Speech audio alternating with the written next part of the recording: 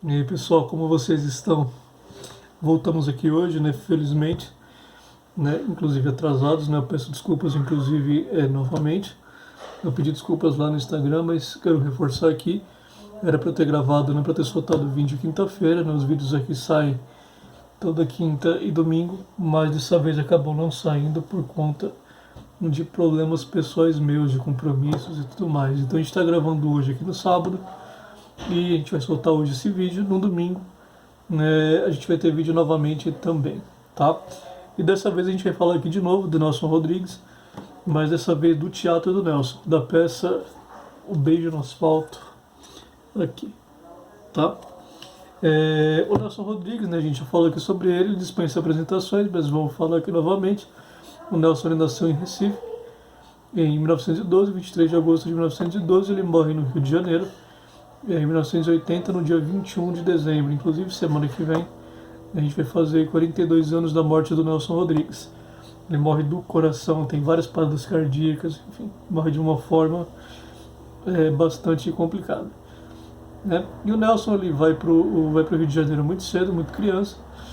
Ele se estabelece ali, né, junto com a família, né, junto com o pai, inclusive muito ajudado pelo poeta Olegário Mariano. E o pai ele funda os jornais do Rio de Janeiro, se torna um jornalista importantíssimo.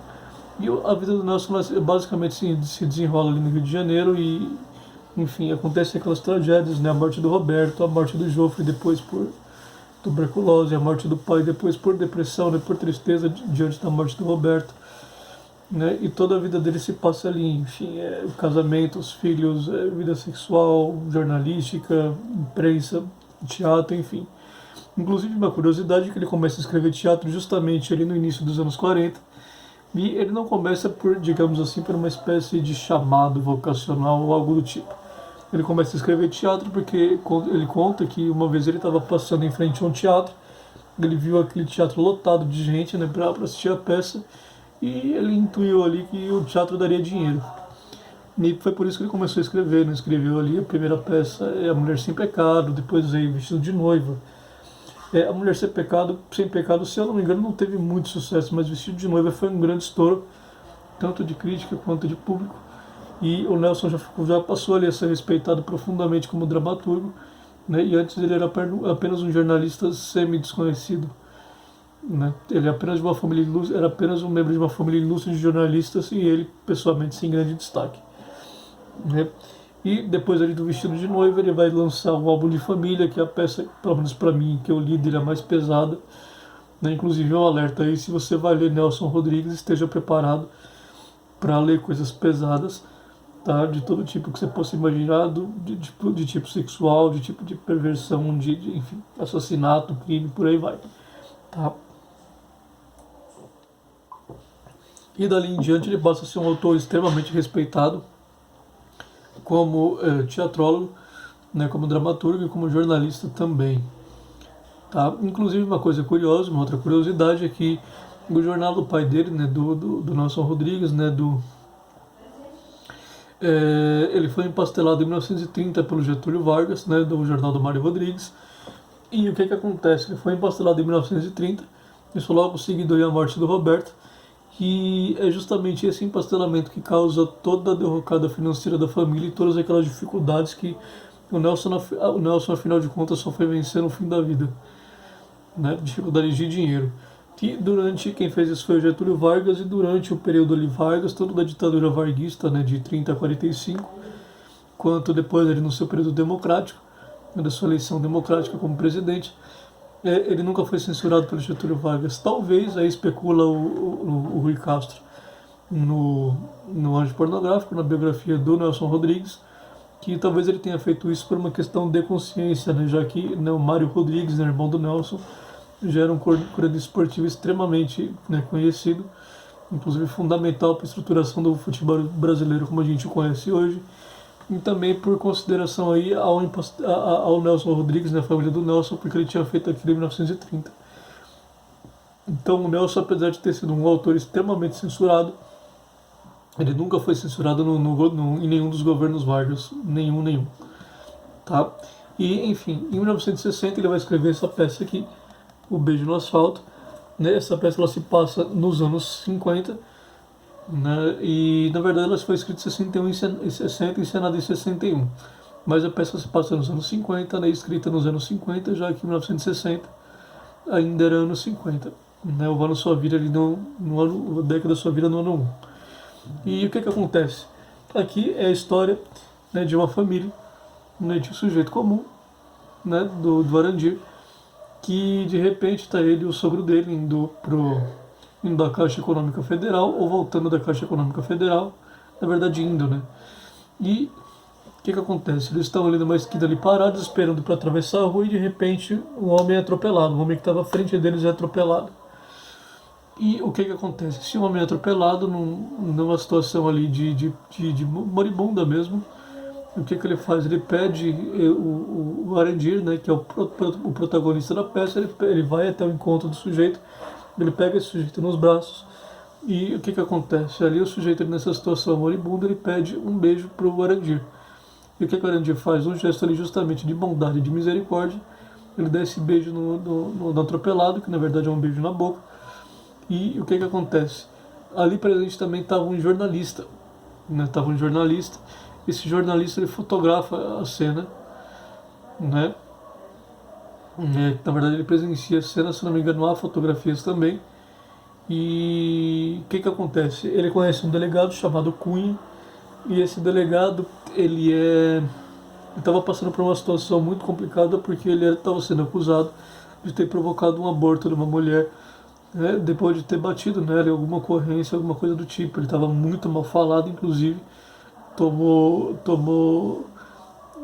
ele tomou muitas duras aí do pessoal, né? Estava acima dele, né? Do governador, procurador, enfim, dessa gente toda, o que levou ele a uma situação complicada de desespero e tudo mais. O que acontece? Esse jornalista ele chega até ele na delegacia e fala: olha, eu tenho aqui um negócio que pode salvar a sua reputação.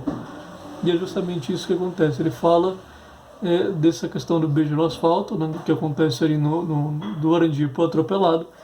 E daí ele vai montar toda uma história, toda uma trama em cima desse acontecimento e vai acusar ali talvez o Arandir de ter cometido um assassinato, de já conhecer aquele sujeito, sem contar a própria natureza sexual da coisa, né, do escândalo que seria um beijo num homem e outro homem, ali nos anos 50.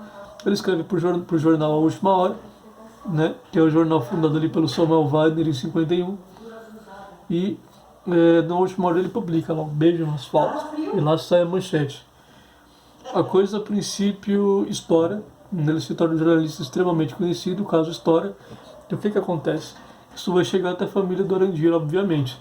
Ele tem uma esposa chamada Selminha, uma cunhada chamada Dália, né, e é nesse núcleo ali que tudo se desenvolve, né? Inclusive acontece de depois ali no andar das coisas a própria esposa do Arandir ela duvidar da masculinidade dele, de ela já não querer mais os beijos dele, porque justamente ela descobre, né, ao longo da história que ele tinha beijado o sujeito, né, na boca. A princípio ele conta, mas ele não conta que tinha sido na boca, né, e daí acaba provocando nela esse asco, né, essa atitude de evitação, né.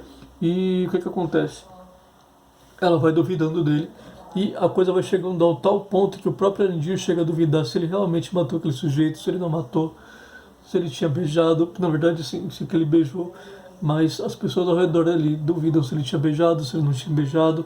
No trabalho ele acaba perdendo muito da sua reputação, né, porque aquela coisa do homossexual nos anos 50 não era algo bem visto, não era algo bem aceito, não era algo bem compreendido, né? E até no bairro dele, a casa dele é pichada e tudo mais, né? As crianças perturbam a esposa dele, né, Selminha. E o que acontece? Esse delegado e jornalista, eles acabam indo colher depoimentos, né? Primeiro ele colhe o depoimento do Arandir da delegacia e dá aquela pressão, né? Depois ele vai até a Selminha, que é a esposa do Arandir, e faz aquela coisa toda, né? O próprio sogro ele tenta ele negociar com o jornalista para ver se, enfim, para ver se a coisa ele conta a verdade, ameniza a história. Acaba não acontecendo. E uma das coisas mais interessantes dessa história é justamente a relação, né, do sogro do Arandir com a sua filha, a Selminha, e o próprio Arandir, né? Tudo leva a crer ali que ele tem, na verdade, uma relação incestuosa com a própria filha, né? Uma relação ali de incesto, o que na verdade é muito comum na obra do Nelson Rodrigues, né? Tipo, do teatro até os contos, até o romance, né? O Asfalto Selvagem, incesto é um tema extremamente presente. E toda essa questão da relação do Arandir com a esposa, do sogro com o Arandir e com a própria filha, vai acabar permeando a peça. E o que vai acabar levando no final aí é um plot twist absolutamente fantástico. Uma das melhores coisas que eu realmente já vi em ficção, que vai surpreender muito de vocês e que vocês vão cair para trás quando chegarem ali. Inclusive, assim, é uma peça muito curta, tá? Uma peça que ela tem, assim, em uma horinha você consegue ler ela inteira, tá? Ela tem uma montagem muito boa feita pela Unicamp no YouTube, em duas partes, e também tem o filme de 1981 dirigido pelo Bruno Barreto e estrelado pelo Neila Torraca e pelo Tarcísio Meira. É um filme de 1981 muito conhecido, que tem aquela famosa cena final no bairro da Lapa que vocês vão ver, e é ali que acontece o plot twist, nessa virada fantástica. E ele dá para vocês assistirem também, caso vocês não queiram ficar só na leitura, ou caso vocês queiram conhecer primeiro, né, encenado e depois lerem, tá? A edição que eu recomendo que vocês leiam é essa edição aqui, né, que é do Teatro Completo do Nelson Rodrigues, pela editora Nova Fronteira. Inclusive são em 4 volumes, né? Pela internet você acha aí a 20, R$ 25 cada um desses volumes. E são muito fáceis de achar e vale a pena porque aqui, além de ter o Beijo no Asfalto, você tem aqui o Bonitinha Mais Ordinária, Toda Nudez Será Castigada e A Serpente, que é a última peça do Nelson Rodrigues, que foi feita a pedido da Fernanda Montenegro, depois de ele encher muito o saco do Nelson Rodrigues, ele escreveu essa última peça. Vale muito ler essa peça aqui, é uma peça fantástica, é uma história fantástica. Aqui toda a questão de como as pessoas encaram, por exemplo, o gesto de bondade genuína, um gesto misericordioso genuíno encarado, né? O próprio protagonista duvida de si, as outras pessoas ao redor duvidam dele, mostra como, por exemplo, a imprensa ela pode usar um fato, real ou não fictício, para destruir a vida de alguém. Mostra como a mentira ela pode chegar a níveis tão absurdos que as próprias pessoas envolvidas na mentira podem duvidar, né, de si mesmas. E assim, tem vários temas aqui entrelaçados e é uma peça de, assim, que fantástica e que realmente assegura aí para o Nelson Rodrigues, né, mostra como o Nelson Rodrigues é um grande dramaturgo e assegura ele aí esse lugar no topo da dramaturgia brasileira. É fantástico mesmo, tá? E eu recomendo aqui todo o teatro dele, obviamente. Caso você tenha um pouquinho mais de dinheiro e queira comprar uma outra edição, existe a edição do Teatro Completo do Nelson Rodrigues na Amazon. Você acha aquele box lá a 200, 150, 200, quando tem promoção R$ 120. É muito barato e vale, quer dizer, dá R$ 120 para tudo isso, né? Muito barato, edição também primorosa e vale muito a pena. Mas caso você não tenha, eu acho que aqui vale muito mais a pena porque você vai ter as 4 peças. E além de ter as 4 peças, você vai pagar muito barato, já que se você comprar o livrinho avulso, provavelmente vai custar o mesmo preço, né? E é uma peça apenas, tá bom?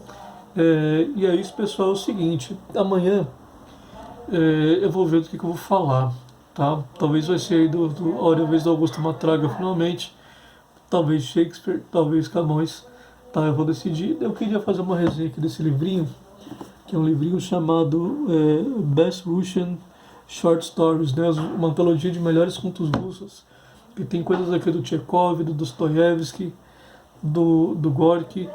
Só que assim, é uma edição que, putz, cara, só eu e umas 3, 4 pessoas no Brasil devem ter, porque isso aqui é uma edição muito antiga, de 1925, que eu achei completamente por sorte no sebo do Messias, mas que eu não tinha nem planos de comprar, eu achei sem querer, eu comprei de presente, né, uma antologia de crítica de Shakespeare para um amigo, e de quebra, olhando lá a sessão de poesia, eu acabei achando esse aqui, ali largado. Seria complicado, seria, né, legal de falar, porque tem contos aqui muito bons, como aquele conto da Árvore de Natal do Dostoiévski, e tem muita coisa do Chekhov, que também era um grande dramaturgo, um grande contista, como Nelson Rodrigues, mas seria complicado, né, porque vocês não teriam acesso à mesma edição, e, enfim, né? É uma pena, porque eu queria muito, realmente muito resenhar esse livro aqui. Mas enfim, amanhã a gente volta, tá bom? Quem quiser que me seguir no Instagram vai estar aqui embaixo aqui O link, né, o link não, pro meu Instagram, meu usuário vai estar aqui embaixo. Quem quiser dar like, compartilhar, comentar, enfim, dar qualquer feedback, pode ficar à vontade. Eu fico muito contente. E amanhã a gente volta, tá?